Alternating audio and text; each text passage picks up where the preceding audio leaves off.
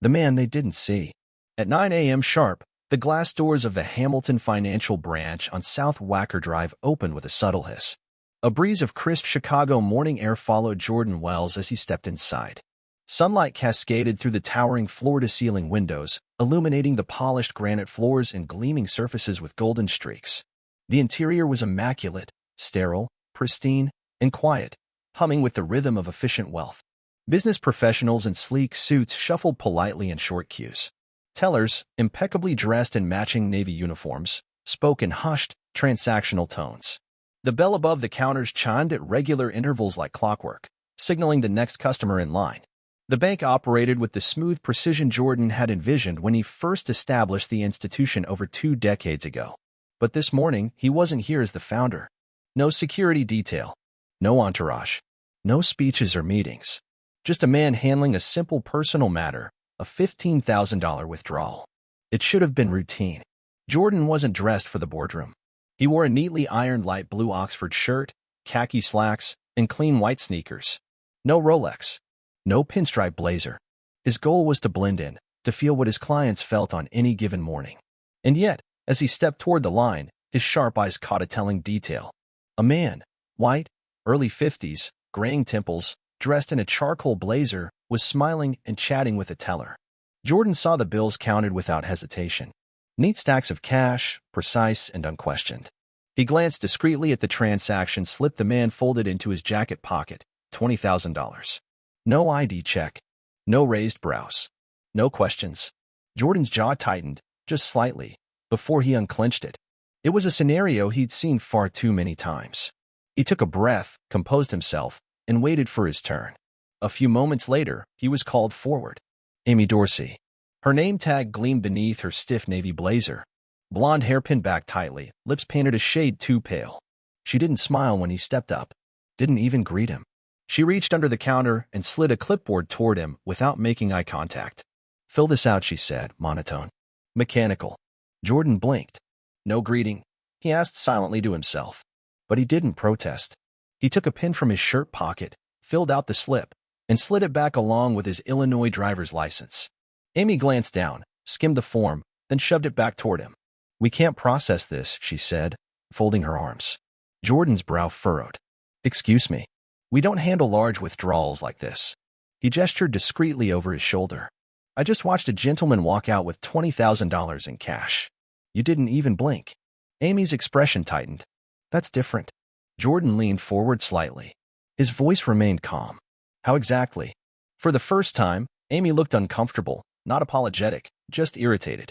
Her eyes flicked toward the glass-walled office behind her, where a sharply dressed woman stood watching the interaction unfold. Jordan followed her gaze.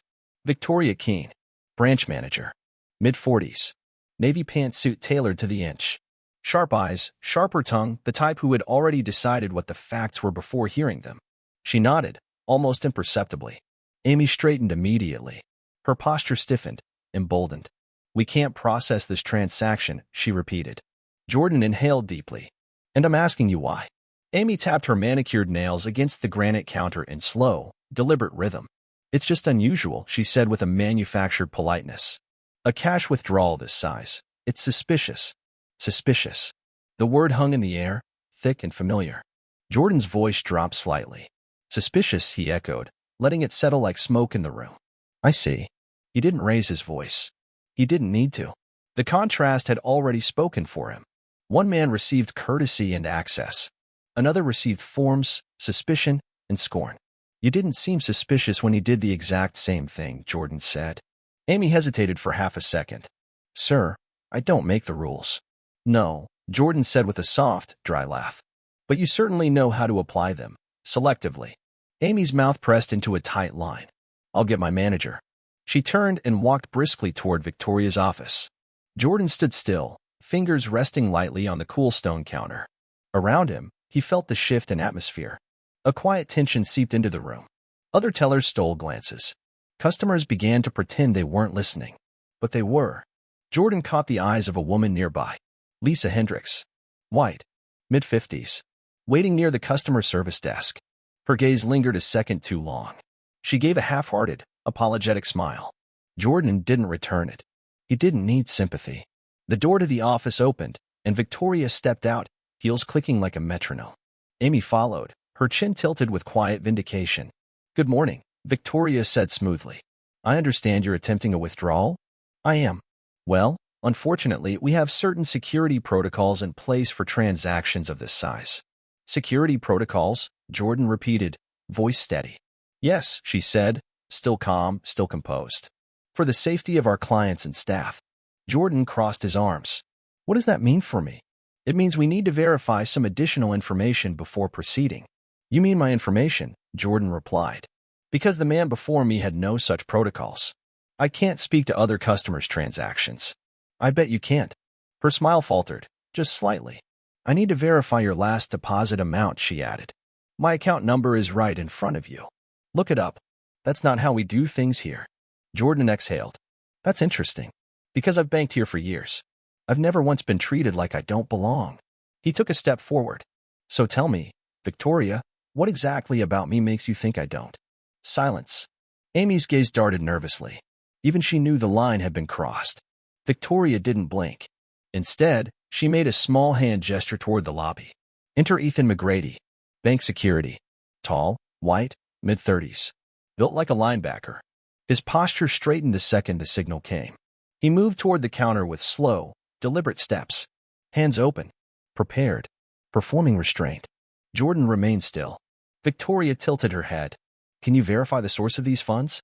"My paycheck," Jordan replied. "And the amount of your last deposit?" "You have my records. We need you to cooperate." "I am cooperating. You're just looking for reasons not to do your job." Victoria's face hardened. "Ethan, I'm going to need him removed." The words hadn't even cooled in the air before Ethan moved. Jordan sighed, pulling out his phone. Calmly, he began recording. "You're refusing to process my withdrawal," he said to the camera. "Despite my ID, my account info, and a white customer ahead of me being served without issue." Ethan's jaw flexed. "I'm going to ask you again. Step outside." Jordan kept the phone steady. "And if I don't?" Ethan reached forward. A hard hand wrapped around Jordan's arm, jerking him backward. He stumbled. Gasps echoed around the lobby. A woman cried out. No one intervened. The glass doors slammed open as Jordan was shoved out into the cold air. His ID was thrown to the pavement. At that moment, another figure stepped forward. One of the bank's other security officers. Darius Kemp. Black. Mid-30s. Quiet. Observant. Tired in a way Jordan recognized. Darius bent down, picked up the discarded ID, brushed it off with care, and handed it back to Jordan. "This place," he muttered, "always does this." Jordan took it silently. "Doesn't matter what degrees you got," Darius continued. "Doesn't matter what position. They don't want us inside. Not in charge. Just on the edges, to make it look good." Jordan looked at him for a long moment. Then he pulled out his phone again, not to record. To call. The line rang once. "David," he said. "Chicago branch. Now. I'll be there in 15. Click. 15 minutes later, a black car pulled up. David Langston stepped out. White. 50s. Sharp. CFO of the entire Hamilton Financial Network. And Jordan's closest executive partner. He marched past Ethan without a glance and entered the bank. The temperature in the lobby dropped instantly. Victoria blinked as she recognized him. Amy froze. "Mr. Langston," Victoria stammered. "I wasn't expecting." "If you had," David interrupted, "this wouldn't be happening." Her face flushed. "Sir, there's a misunderstanding." "There's no misunderstanding," David snapped. Why was the CEO of this institution just thrown out of his own bank? Silence. Jordan stepped in behind him. David turned to Amy. "You refused his transaction?" I was following protocol." "Is that what we call racism now?" Amy's mouth opened. Nothing came out. David turned to Victoria. "Did you check his account before making your decision?" She didn't answer fast enough. "You're done here," he said. "Effective immediately." Victoria staggered. "Sir, if I find anyone under my leadership enforcing their own biases, you won't just be fired. You'll be held accountable. Legally." He turned to Ethan. "That includes security." Jordan stepped to the counter. Amy moved aside without a word. David nodded. Processed the withdrawal. Neatly, the money was counted. No questions. No forms. Jordan took the stack. Then turned to Darius, sliding half the cash his way. Darius blinked. "Sir, take the day off." David stepped forward again. "Jordan, You want this place cleaned out? Jordan didn't hesitate. Every inch. David nodded. Done. Then Jordan turned back, looked at Victoria one last time, and said, You should have checked my ID. And walked out. This time, not one soul dared to stop him. End of story.